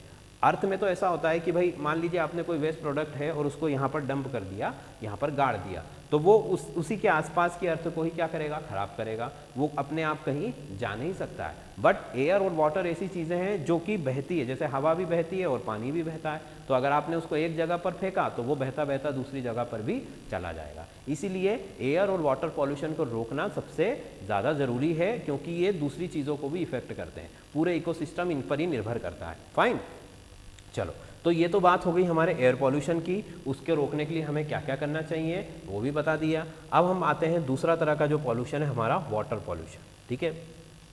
हमें पता है कि हमारी अर्थ पर बहुत ज़्यादा पानी है, ठीक है, बहुत ज़्यादा पानी है, और पानी इतना ज़्यादा है यहाँ पर कि 70% के आसपास पानी है, ठीक है। पर ज़्यादातर पानी क्या है हमारे पास, समंदर का पानी है। और 1% जो वाटर है, 1% जो वाटर है वो कैसा है, ड्रिंकिंग वाटर है, पीने लायक पानी। पीने का शुद्ध पानी मतलब पीने का जो मीठा पानी जिसको हम बोलते हैं वो कितने परसेंट है, 1%। फाइन। अब 70% जो वाटर है हमारे पास जो कि सी वाटर होता है, ये और ये इन दोनों को ही हम क्या कर रहे हैं आज की डेट में पॉल्यूट कर रहे हैं। कैसे कर रहे हैं कि जनरली जो भी वेस्ट मटेरियल्स होते हैं वो कहाँ पर डंप किए जाते हैं, समंदर में डंप किए जाते हैं, सागर में डंप किए जाते हैं, सी वाटर में उनको जा कर के फेंक दिया जाता है। आप अगर WHO की या कोई भी दूसरी जो भी ऑर्गेनाइजेशन है जो यहाँ पर इस तरह के डाटा अवेलेबल कराती है, अगर उसको देखते हो तो आपको पता चलेगा कि समंदर में कितना ज़्यादा ऑयल, कितना ज़्यादा प्लास्टिक का कचरा, कितना ज़्यादा जो इंडस्ट्री का वेस्ट मटेरियल है, और यहाँ तक कि रेडियो एक्टिव जो वेस्ट मटेरियल होता है उसको भी समंदर में डंप किया जाता है, ठीक है। आपने देखा होगा ना कि जो गवर्नमेंट्स होती हैं वो कभी मान लीजिए किसी बॉम्ब की टेस्टिंग करना है तो वो भी कहाँ करती है, सी वाटर में करती है, ठीक है, या फिर किसी डेजर्ट में करती है, रेगिस्तान में करती है। तो यहाँ पर सी वाटर जो है, अब कुछ लोग कहेंगे कि भाई सी वाटर तो हमारे पीने के लिए तो होता नहीं है ना, क्योंकि वो तो खारा होता है, तो फिर उसको हो जाने दो पॉल्यूशन, मतलब उसको गंदा हो जाने दो, उससे हमको क्या फ़र्क पड़ने वाला है, ठीक है। बट ऐसा नहीं है। देखो सी वाटर जो होता है वो एक तरह से पूरी अर्थ का के एक साइकिल को कंट्रोल करता है। समुंदर का पानी अगर बहुत ज़्यादा, वैसे तो समुंदर का पानी ऑलरेडी जो है वो हमारे यूज़ करने लायक नहीं है क्योंकि उसमें बहुत ज़्यादा अमाउंट में सॉल्ट होता है, बट जो केमिकल्स हम उसमें डाल रहे हैं, जो कि प्लास्टिक हम उसमें डाल रहे हैं, जो ऑयल उसमें हम डाल रहे हैं, ठीक है, या जो इंडस्ट्रीज़ का जो लिक्विड वेस्ट है वो उसमें हम डाल रहे हैं, उसकी वजह से क्या हो रहा है, उसकी वजह से उसकी जो एक्वेटिक लाइफ है, उसका जो समुंदर का जो जीवन है वो सब नष्ट हो रहा है, ठीक है। और आपने देखा होगा कि आज भी हमारा तो नहीं, मतलब इंडिया में तो हम इतना नहीं बोल सकते हैं, बट ओवरऑल जो वर्ल्ड है उसमें लगभग 60 to 70% लोग जो होते हैं वो जो सी से निकलने वाले, ठीक है, जैसे फिशेस हैं या क्रैब्स हैं उनको खाते हैं, मतलब कि जिसको सी फूड बोला जाता है, सी फूड पर डिपेंडेड है। और अगर सी फूड मतलब समुंदर से जो भी जीव जंतुओं को पकड़कर लाया जाता है खाने के लिए या बेचने के लिए, तो उन पर क्या इफेक्ट डाल रहा है, ये पॉल्यूशन पूरा, ठीक है। और उसी पॉल्यूटेड वाटर में, उसी समंदर के पानी में वो जीव जंतु रहते हैं। अगर आप उनको खाते हो तो इनडायरेक्टली वो पॉल्यूटेंट आप तक भी पहुँचेगा और आपको भी क्या करेगा, वो इफेक्ट करेगा। फिर उसके बाद क्या होता है कि मान लो ये सी वाटर का बहुत बड़ा एरिया है, ठीक है। अब इसके ऊपर क्या हो गया है, इसके ऊपर पूरा ऑयल जो है वो यहाँ पर जो लिक्विड वेस्ट है वो इस तरह से फैला हुआ है। तो इसके दो नुकसान हैं। पहला नुकसान तो क्या है कि इस वाटर के सरफेस के नीचे जो भी एक्वेटिक एनिमल्स है, ठीक है, वो तो मरेंगे ही, बट साथ में वो क्या कर रहा है कि अब एटमॉस्फेयर से उस वाटर की जो कनेक्टिविटी है, उस वाटर जो समंदर का पानी है उसका जो कनेक्शन था उसको उसने क्या कर दिया, ब्रेक कर दिया। दैट मीन्स कि उस एरिया में ना तो इवापोरेशन होगा, ठीक है, उस एरिया में अगर ऊपर से पानी भी गिरता है तब भी क्या होगा कि वहाँ पर ये जो लिक्विड वेस्ट है वो उस ऊपर से गिरने वाले पानी को भी क्या कर देगा, खराब कर देगा। तो यहाँ से जो एक तरह का पूरा इकोसिस्टम होता है वो डिस्टर्ब हो जाता है। और जनरली जो होता है प्लास्टिक, और दूसरा जो होता है प्लास्टिक के साथ साथ दूसरी चीज़ क्या होती है, लिक्विड वेस्ट। ये दोनों जो वेस्ट होते हैं, क्योंकि जो आपका सॉलिड होता है वेस्ट वो तो हम कह सकते हैं कि भाई समंदर में नीचे जाकर के वो सेटल हो गया, जो बॉटम होता है आपका सी बॉटम जो होता है वहाँ पर जाकर सेटल हो गया, ठीक है। तो इन फ्यूचर वो हमको प्रॉब्लम देगा, बट अभी फिलहाल में वो हमें प्रॉब्लम देने वाला नहीं है। करंट में जो हमें प्रॉब्लम देंगे वो दो चीज़ें होती है, एक तो लिक्विड वेस्ट होता है जो कि पूरे उसको ब्लॉक कर देता है, ठीक, और दूसरा जो होता है वो होता है आपका प्लास्टिक, ठीक है। तो प्लास्टिक और लिक्विड वेस्ट, ये दो चीज़ों से समंदर को बहुत ज़्यादा खतरा है। और अगर समंदर सुरक्षित नहीं है, ठीक है, क्योंकि जो पूरी अर्थ के इन्वायरमेंट को रेगुलेट करता है, ठीक है, तो अगर वो उसके अपने इन्वायरमेंट में अगर डिस्टर्बेंस आता है तो ऑब्वियसली फिर सभी जगह पर डिस्टर्बेंस आएगा। फिर तीसरा जो रीज़न होता है कि जो भी वेस्ट मटेरियल्स होता है इनकी वजह से सी का जो टेम्परेचर है वो भी फ्लक्चुएट होता है, मतलब वेरिएट होता है, उसमें भी परिवर्तन होता है, जिसकी वजह से ग्लोबल वार्मिंग तक होती है। हमें पता है कि ग्लोबल वार्मिंग जो है वो ग्रीन हाउस इफेक्ट की वजह से भी हो रही है, और साथ ही में किसकी वजह से हो रही है, इस तरह के जो वेस्ट प्रोडक्ट है जो सी वाटर में ऑलरेडी मिल रहे हैं वो उसकी वजह से, उसके टेम्परेचर में, उसकी वजह से उसकी ह्यूमिडिटी में, सब में अल्ट्रेशन आता है, सब में डिफरेंस आता है, जिसकी वजह से जो बर्फ़ है, जो ग्लेशियर्स हैं वो भी मेल्ट हो रहे हैं, और उससे फिर और ज़्यादा प्रॉब्लम्स क्रिएट हो रही है। दैट मीन्स कि अगर आप सी वाटर को सेफ नहीं रखते हो तो आप भी सेफ नहीं रहोगे। ये आप पर इनडायरेक्टली इफेक्ट डालेगा, ठीक है।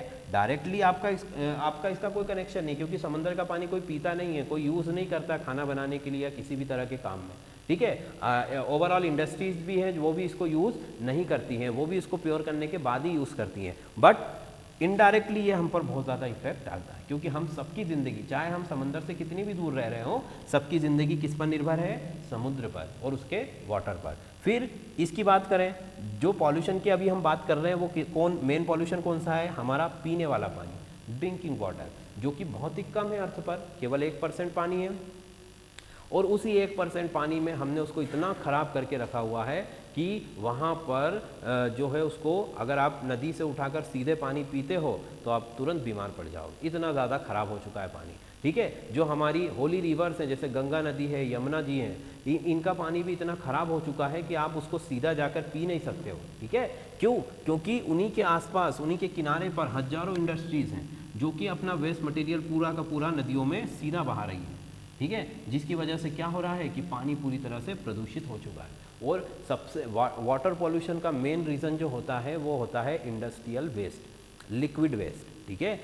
फैक्ट्रियों से या कंपनियों से निकलने वाला जो द्रव अपशिष्ट होता है, मतलब लिक्विड वेस्ट मटेरियल होता है, उसी से जो है आपका वाटर पॉल्यूशन होता है, जिसकी वजह से क्या होता है। अब देखिए वाटर पॉल्यूशन में क्या होगा कि एक तो ये पानी फिर अगर हम उसको पीते हैं या किसी भी काम में यूज़ करते हैं तो वो जो वेस्ट मटेरियल्स हैं सारे, ठीक है, चाहे वो किसी तरह का केमिकल हो या प्लास्टिक का के माइक्रो पार्टिकल्स हो या कुछ भी हो, वो सब हमारी बॉडी में जाते हैं, ठीक है, जिससे डिजीज़ क्रिएट होती है, बीमारियां होती हैं कई प्रकार की, और बीमारियों के साथ साथ में ये डायरेक्ट मृत्यु का कारण भी बन सकते हैं, मतलब सीधी सीधी मृत्यु भी हो सकती है, आप मर भी सकते हो, ठीक है, अदरवाइज बीमारी तो होना तय है। तो वाटर पॉल्यूशन का मेन रीज़न है इंडस्ट्रीज़, और इसको रोकने का क्या उपाय है, इसको रोकने का एक ही उपाय है कि इंडस्ट्रीज़ के लिए जो गाइडलाइंस हैं उनको वो स्ट्रिक्टली फॉलो करें, पानी को प्रॉपर ट्रीट करके, जो वेस्ट पानी है उसको प्रॉपर ट्रीट करके फिर नदियों में बहाया जाए, और जो शुद्धिकरण होता है, नदियों की जो साफ़ सफाई होती है, क्लीनिंग जो होती है,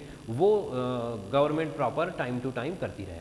और सबसे बड़ा जो पॉल्यूशन का रोकने का जो हम कह सकते हैं कि जिम्मेदारी है वो किस पर है, कि हम लोगों पर है, सभी लोगों पर है, क्योंकि गवर्नमेंट तो हर जगह नहीं जा सकती, पर हम लोग तो सब जगह पर है। तो अगर हम लोग अवेयर रहेंगे, हम लोग इसके लिए जागरूक रहेंगे, तो ये सब चीज़ें बहुत कम हो सकती है। बट जनरली देखा गया है कि ठीक है, हम बोलते हैं कि पढ़े लिखे लोग नहीं होते वो इस तरह के काम करते हैं, पर ऐसा नहीं है। पढ़े लिखे अच्छे ग्रेजुएटेड जो लोग होते हैं वो भी इस तरह की चीज़ें कर जाते हैं जो उनको नहीं करना चाहिए था, ठीक है, चाहे वो पॉल्यूशन एयर की बात हो, चाहे वो वाटर के पॉल्यूशन की बात हो, ठीक है। जैसे प्लास्टिक, पॉलीथीन या कचरा कुछ भी हम खाते हैं, चिप्स वगैरह का पैकेट होता है, पास ही में हम कहीं पर भी फेंक देते हैं, ठीक है, कोई अवेयरनेस नहीं है। क्यों? अब वो हम सोचते हैं कि हमारे अकेले करने से क्या होगा, या अगर हम अकेले उसको उठाकर डस्टबिन में डाल देंगे तो उससे क्या फ़र्क पड़ जाएगा, ठीक है। यही सोच गलत होती है, क्योंकि आप अपने आप को अकेला मत समझो, आप ये समझो कि हम पहले व्यक्ति हैं जो कि इसको सुधारने का काम कर रहे हैं, तब जाकर के लोगों की मेंटलिटी में चेंज आ सकता है। और अगर लोगों की मेंटलिटी में चेंज आता है तो आप यकीन मानिए कि चाहे कितनी भी पॉपुलेशन क्यों ना हो, हम जो है एक शुद्ध वातावरण में रह सकते हैं। क्योंकि अगर आप सभी लोग, ठीक है, हम सभी लोग अगर उसका अच्छे से पालन करते हैं तो कोई चीज़ खराब नहीं होगी, बट ऐसा नहीं होता है। चलो, फिर ये तो दो पॉल्यूशन की बात कर ली जो मेजर प्रॉब्लम है, एयर पॉल्यूशन और वाटर पॉल्यूशन। फिर इसके बाद आता है हमारा नॉइस पॉल्यूशन, मतलब कि ध्वनि प्रदूषण। ध्वनि प्रदूषण क्या होता है और इसकी वजह से क्या क्या चीज़ें होती हैं भाई। ध्वनि प्रदूषण जो होता है, नेचर ने हमको एबिलिटी दी है कई तरह के जो साउंड्स हैं, जो आवाज़ें हैं, उनको सुनने की और बोलने की, ठीक है। तो एक लिमिटेशन होती है, एक सीमा होती है कि मनुष्य की जो सुनने की क्षमता होती है वो होती है 20 डेसिबल के आसपास, फाइन।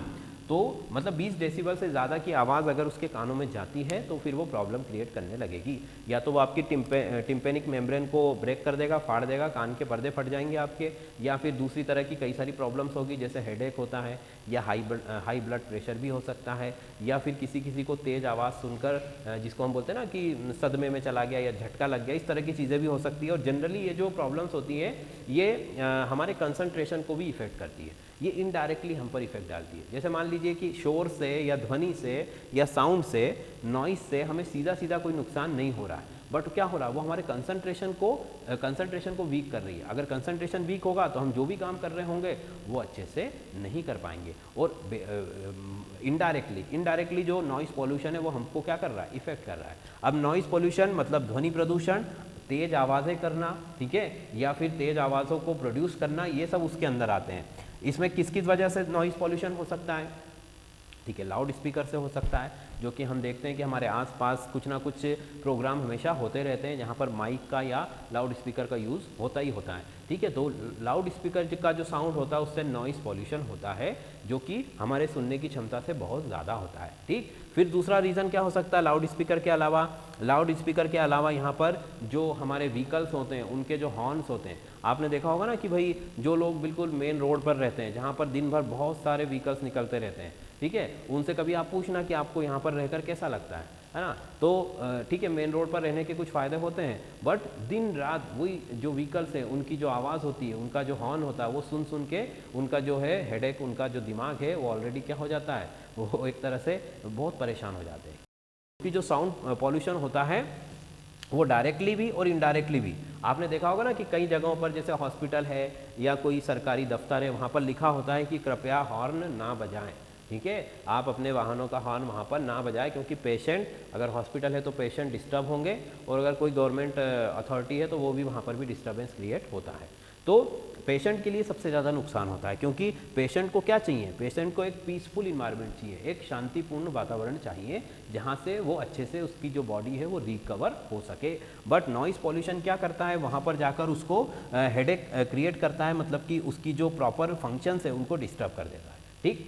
और noise pollution, loud speaker, vehicles या इंडस्ट्रीज़ में जो बड़ी बड़ी मशीनें चलती हैं, इंजन का जो शोर होता है, ये किसी भी तरह का कोई भी शोर या तेज़ आवाज़ जो हमारी सुनने की क्षमता से ज़्यादा है वो ध्वनि प्रदूषण को क्रिएट करती है या ध्वनि प्रदूषण करती है, ठीक है। इसको रोकने का क्या उपाय है कि गवर्नमेंट ने इसके लिए भी गाइडलाइन लगा रखी है कि भाई रात में इतने बजे के बाद आप तेज़ लाउड स्पीकर नहीं बजा सकते हो, या इस लिमिट से ज़्यादा आप लाउड स्पीकर नहीं चला सकते हो, या जो व्हीकल्स के जो इंजन है उनका शोर कम से कम करने के लिए भी उनको डेवलप किया गया है, और काफ़ी कुछ डेवलप वो हो भी गए हैं। इंडस्ट्रीज़ में जो होता है वो भी उनको प्रॉपर एक साउंड प्रूफ जो है पूरा रूम बनाना पड़ता है ताकि मशीनों की आवाज़ बाहर ना जा सके, ठीक है। तो गवर्नमेंट ने अपनी तरफ से कई तरह की चीज़ें या कई तरह के रूल्स बनाए हैं, बट डिपेंड किस पर करता है कि हम लोग उसको कितना फॉलो करते हैं। अगर फॉलो करेंगे तो ये तीनों तरह के या कोई भी तरह का जो पॉल्यूशन है वो हमको जो है वो प्रॉब्लम क्रिएट नहीं करेगा। फाइन, चलो, तो ये तो 3 तरह की बातें कर ली हमने, एयर पॉल्यूशन, वाटर पॉल्यूशन और नॉइस। फिर आता है हमारा जो लास्ट जो हमारा पॉल्यूशन है वो होता है रेडियो एक्टिव पॉल्यूशन। इसको बोला जाता है रेडियो सक्रिय प्रदूषण। अब ये क्या होता है, देखो सारे प्रदूषण में ये सबसे ज़्यादा हार्मफुल होता है, ठीक है। हालांकि इसका अमाउंट बहुत कम है अभी हमारे एनवायरनमेंट में, बट सबसे ज़्यादा जो नुकसान पहुंचाता है, सीधा नुकसान पहुंचाता है, वो होता है रेडियो एक्टिव पॉल्यूशन। भाई एयर पॉल्यूशन तो ठीक है, हम 10 साल 20 साल उस हवा में सांस लेंगे तब जाकर हमको कोई बीमारी होगी, ठीक है, या फिर हमारे बच्चों में कोई बीमारी होगी। वाटर पॉल्यूशन के साथ भी ऐसा ही है, नॉइस पॉल्यूशन के साथ भी ऐसा ही है, ये इनडायरेक्टली हम पर इफेक्ट करते हैं, ठीक है। बट जो रेडियो एक्टिव पॉल्यूशन है वो क्या करता है, अगर हम उसके संपर्क में आ जाते हैं, उसके कांटेक्ट में आ जाते हैं, तो वो सीधा हमको हार्म कर सकता है और हमें डिस्ट्रॉय भी कर सकता है, हमारी मृत्यु भी हो सकती है। क्या होता है ये, देखो नेचर में हमारा जो पीरियोडिक टेबल है या प्रकृति जो है उसमें बहुत सारे तत्व उपलब्ध हैं, मतलब 118 तत्व जो होते हैं वो हमारे पास अवेलेबल हैं, 118 एलिमेंट होते हैं हमारी पीरियोडिक टेबल में। एलिमेंट का मतलब वही, जैसे सोना है, चांदी है, लोहा है, तांबा है, या और इसी तरह का कोई भी कार्बन है, ऑक्सीजन है, नाइट्रोजन है, ये सब एलिमेंट है। तो इस तरह के कितने एलिमेंट है हमारे पास? 118 एलिमेंट है, ठीक है। अब उन्हीं में से कुछ एलिमेंट ऐसे होते हैं जैसे कि यूरेनियम होता है, जैसे कि रेडियम होता है, या लेड होता है। इस तरह के जो एलिमेंट होते हैं ये क्या करते हैं, इनका नेचर होता है कि ये अपने अंदर से कंटिन्यूसली, ये अगर आपको रेडियो एक्टिविटी डिटेल में हमने एक वीडियो भी बना रखा है इसका, रेडियो एक्टिविटी का, तो अगर आप उसको देखोगे तो और अच्छे से समझ में आ सकता है। मैं तो यहाँ पर कर ही रहा हूँ आपको एक्सप्लेन। अगर आप वो पूरा वीडियो देखते हो तो डिटेल में आपको अच्छे से एक्सप्लेन वहाँ पर मैंने किया है। तो रेडियो एक्टिव सब्सटेंस जो होते हैं वो क्या होते हैं, उनका एक नेचर होता है, उनका एक गुण होता है, उनकी एक प्रकृति होती है कि वो लगातार अपने अंदर से रेडिएशन निकालते रहते हैं, मतलब हानिकारक किरणों को अपने अंदर से उत्सर्जित करते रहते हैं। और ऐसा क्यों करते हैं वो? ऐसा उनका नेचर होता है क्योंकि उनका जो नाभिक होता है, उनका जो न्यूक्लियस होता है वो अस्थायी होता है, ठीक है। मैं एक एग्जाम्पल के थ्रू आपको बता देता हूँ। जैसे मान लो ये यूरेनियम है और यूरेनियम का न्यूक्लियस है हमारे पास, ठीक है। यूरेनियम है, इसके न्यूक्लियस में प्रोटॉन है 92 और न्यूट्रॉन होते हैं इसके पास 144 के आसपास, ठीक है। तो इसका जो न्यूक्लियस है भाई, इसका न्यूक्लियस जो कैसा है वो अनस्टेबल है, मतलब अस्थायी है। क्यों अस्थायी माना? क्योंकि इसमें प्रोटॉन की संख्या कितनी है? प्रोटॉनों की संख्या है 92 और न्यूट्रॉनों की संख्या कितनी है? 144, मतलब 144। अब प्रोटॉन और न्यूट्रॉन्स का नंबर जिस भी एटम में बहुत ज़्यादा डिफरेंस जिसमें होता है, मतलब यहाँ पर प्रोटॉन और न्यूट्रॉन में बहुत डिफरेंस है, यहाँ पर 92 प्रोटॉन है और न्यूट्रॉन कितने? 144 है, मतलब कुल मिला के 52 का अंतर आ रहा है दोनों में, है ना, 52 का डिफरेंस आ रहा है। तो यही डिफरेंस होता है जिसकी वजह से यूरेनियम का जो न्यूक्लियस है, यूरेनियम का जो नाभिक है वो अस्थायी होता है, मतलब स्टेबल नहीं होता है। तो वो क्या करता है, हर कोई स्टेबिलिटी गेन करना चाहता है, तो यहाँ पर यूरेनियम का जो न्यूक्लियस है वो भी क्या है, वो भी स्टेबिलिटी गेन करना चाहता है और इसीलिए वो अपने अंदर से क्या करता है, रेडिएशन निकालता रहता है। अल्फा, बीटा, गामा, इस तरह के 3-4 प्रकार के वो रेडिएशन अपने अंदर से निकालता है, जिसकी वजह से क्या होता है, जिसकी वजह से उसके जो न्यूट्रॉन और प्रोटॉन का जो बैलेंस है वो फाइनली फिर इक्वल हो जाता है। वो कब तक रेडिएशन निकालेगा? जब तक कि वो स्टेबल नहीं होगा। स्टेबल कब होगा? या तो वो किसी अदर सब्सटेंस में कन्वर्ट हो जाएगा, जैसे यूरेनियम जो होता है वो generally radio active nature show करता है और उसके बाद वो किस में कन्वर्ट हो जाता है? वो कन्वर्ट हो जाता है लेड में, ठीक है, लेड में कन्वर्ट होता है या फिर एंटीमनी में कन्वर्ट होता है, इस तरह के दूसरे सब्सटेंस में कन्वर्ट हो जाता है जो कि मोर स्टेबल होते हैं। फाइन। तो रेडियो एक्टिविटी वह प्रक्रिया है जिसमें कोई तत्व अपने अंदर से लगातार इस प्रकार के विकिरणों का उत्सर्जन करता है, इस प्रकार के रेडिएशन को इमिट करता रहता है, ठीक है। और इमिट क्यों करता है? क्योंकि वो स्टेबिलिटी गेन करना चाहता है, स्थायित्व प्राप्त करना चाहता है। तो अब इससे होता क्या है कि ये जो अल्फा, बीटा, गामा आपको दिख रहे हैं, ये जो रेडिएशन है ये हमारे लिए बहुत ज़्यादा हार्मफुल है, लिविंग ऑर्गेनिज्म के लिए बहुत ज़्यादा हार्मफुल है। क्यों? ये क्या करते हैं, अल्फा, बीटा, गामा, ये जो पार्टिकल्स होते हैं ये अगर ये हमारे ऊपर डायरेक्ट इनका इफेक्ट हो जाता है तो ये कई तरह की जानलेवा बीमारियां, जिनको हम बोल सकते हैं कि अगर आपने मान लीजिए थोड़ी दूरी से इनके साथ कांटेक्ट हुआ है, ठीक है, तो ये क्या करेंगे कि आपके अंदर कोई भी बीमारी जो कि जानलेवा होती है और जिससे मृत्यु होना निश्चित है, जिससे आपकी मृत्यु होना तय हो जाती है। तो ये अल्फा, बीटा, गामा पार्टिकल जो होते हैं इतने छोटे होते हैं और बहुत ही स्पीड से ट्रेवल करते हैं, जो कि आपकी स्किन के भी आर पार चले जाते हैं, ठीक है, स्किन के आर पार चले जाते हैं, तो जिससे कि ये बहुत सारी अंदर जा कर के डैमेज करते हैं और आपको बीमार कर देते हैं, या आपको जो है आपको आपकी मृत्यु का कारण बन सकते हैं, आपकी इससे डेथ भी हो सकती है, ठीक है। फिर इन सभी में गामा पार्टिकल जो होता है, गामा रेडिएशन जो होता है, ये सबसे ज़्यादा हार्मफुल होता है और ये जो है ये आपके डीएनए तक को चेंज कर सकता है, ठीक है। मतलब आपकी बॉडी में जो सेल होता है, ठीक है, ये बॉडी का सेल है हमारा, इस सेल के अंदर न्यूक्लियस है और इस न्यूक्लियस के अंदर डीएनए होता है ना। तो ये जो गामा पार्टिकल है यहाँ तक पहुँच जाता है और इस डीएनए को चेंज कर देता है, मतलब कि म्यूटेशन कर देता है, उत्परिवर्तन कर देता है, जो कि ये सबसे ज़्यादा हार्मफुल होता है। ठीक है, आपने देखा होगा कि हॉलीवुड की जो मूवीज़ होती हैं उनमें ये गामा रेडिएशन का बहुत यूज़ दिखाया जाता है। जैसे सुपर हीरोज़ जो है, जैसे मान लीजिए वो अपना हल्क जो है, ठीक है, वो हल्क किसकी वजह से बना है, वो इसी गामा रेडिएशन की वजह से बना है। वो एक नॉर्मल ह्यूमन बीइंग था, है ना, बट जब वो गामा रेडिएशन के कांटेक्ट में आया तो वो किस में कन्वर्ट हो गया, उसका डीएनए चेंज हो गया, और डीएनए चेंज होने की वजह से वो किस में कन्वर्ट हो गया, हल्क में। तो इस तरह से ये म्यूटेशन तक क्रिएट कर सकते हैं। फिर ये एक्सरेज भी प्रोड्यूस करते हैं। एक्सरे समझते हो, कभी आपको कोई फ्रैक्चर या कोई भी प्रॉब्लम हुई होगी तो आपको डॉक्टर ने एक्सरे के लिए बोला होगा, है ना। तो एक्सरे क्या करता है कि ऊपर से आपका फ़ोटो ले लेता है। अब एक्सरे जो है हमारे जो बॉडी है उसके आर पार चला जाता है, तभी तो हमारा इमेज बनता है उसके अंदर। हमारे कपड़े हैं, हमारा जो मान लीजिए जो भी आपका ये जो मांस है, ठीक है, जो स्किन है, इन सब के आर पार चला जाता है और अंदर जाकर के जो भी प्रॉब्लम्स है एक इमेज, एक ब्लूप्रिंट आपको देता है, जिसको देखकर फिर डॉक्टर एनालाइज करता है कि आपको क्या प्रॉब्लम है। तो वो एक्सरे के प्रोडक्शन का कारण भी यही होते हैं, इनकी वजह से भी एक्सरेज बनती हैं। तो radioactive substance, radioactive waste जो होता है ये बहुत ज़्यादा हार्मफुल होता है और सीधा सीधा हमारा नुकसान करता है। अब ये बनता कहाँ पर है?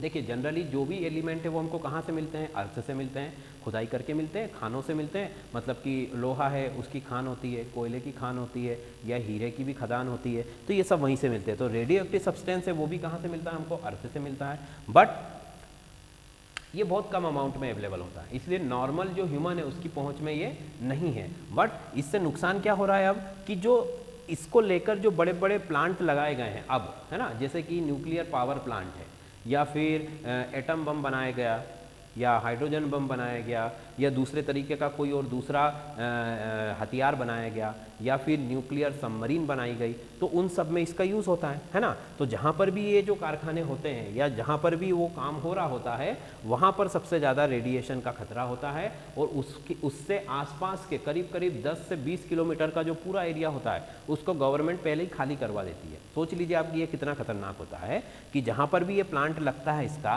वहाँ से आसपास के 10 या 20 किलोमीटर के पूरे एरिया को खाली करा दिया जाता है और उस सुनसान जगह पर ये प्लांट लगाया जाता है, ताकि बाय चांस अगर कभी रेडिएशन लीक हो जाए, ठीक है। वैसे तो बहुत सारे सेफ्टी मेजर्स होते हैं जिनका, हाँ, और एक और चीज़ कि बाकी जगहों पर भले ही जो है इंडस्ट्रीज जो है वो सेफ्टी मेजर्स को फॉलो नहीं करती है, बट रेडियो एक्टिविटी के केस में ऐसा नहीं है। रेडियो एक्टिविटी के केस में जो इंडस्ट्रीज़ है वो ओवर प्रोटेक्टिव होती है, मतलब बहुत ज़्यादा रूल्स रेगुलेशन को फॉलो करती है। क्यों करती है?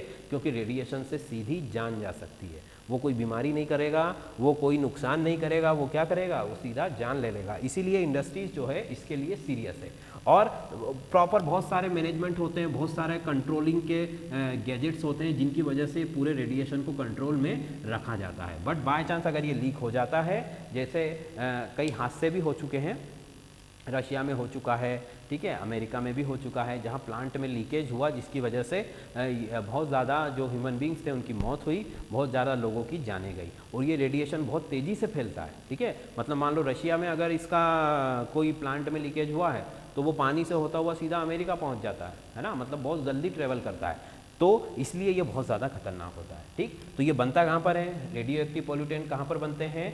जहाँ पर भी न्यूक्लियर पावर प्लांट होते हैं या रेडियो एक्टिव सब्सटेंस से रिलेटेड कोई भी काम होता है वहाँ पर ये बनते हैं, उन इंडस्ट्रीज़ में ये बनते हैं, ठीक। फिर इनको कंट्रोल कैसे किया जाए, है ना। तो रेडियो एक्टिव सब्सटेंस को कंट्रोल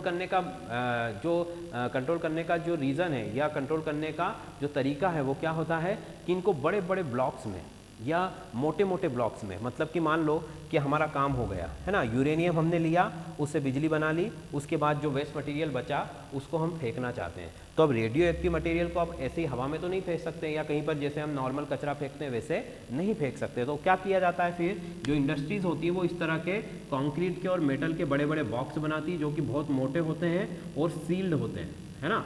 इनके अंदर वो इस वेस्ट मटेरियल को रख देती है, ठीक है, और उसको पूरी तरह से क्या कर देती है, प्रॉपर सील कर देती है, और फिर उसको या तो ज़मीन में गहराइयों में गाड़ दिया जाता है या समंदर में जाकर के डिस्पोज कर दिया जाता है, ठीक है। इस तरह से इनको डिस्पोज किया जाता है। इनको आप ऐसा नहीं कि कहीं पर भी जाकर फेंक दिया, कहीं पर भी हम इसको नहीं फेंक सकते, तो इस तरह से इसको कंट्रोल किया जाता है। तो जनरली रेडियो एक्टिव जो पॉल्यूशन है वो नॉर्मल ह्यूमन बीइंग के लिए उतना चिंता का विषय नहीं है, क्योंकि हम इसकी पहुंच से बहुत दूर हैं और इसको जो इंडस्ट्रीज बना रही है वो प्रॉपर सेफ्टी और रेगुलेशन, रूल्स रेगुलेशन को फॉलो करती है। ठीक है, तो ये इस तरह के पूरे पॉल्यूशंस की मैंने आपके सामने बात की है।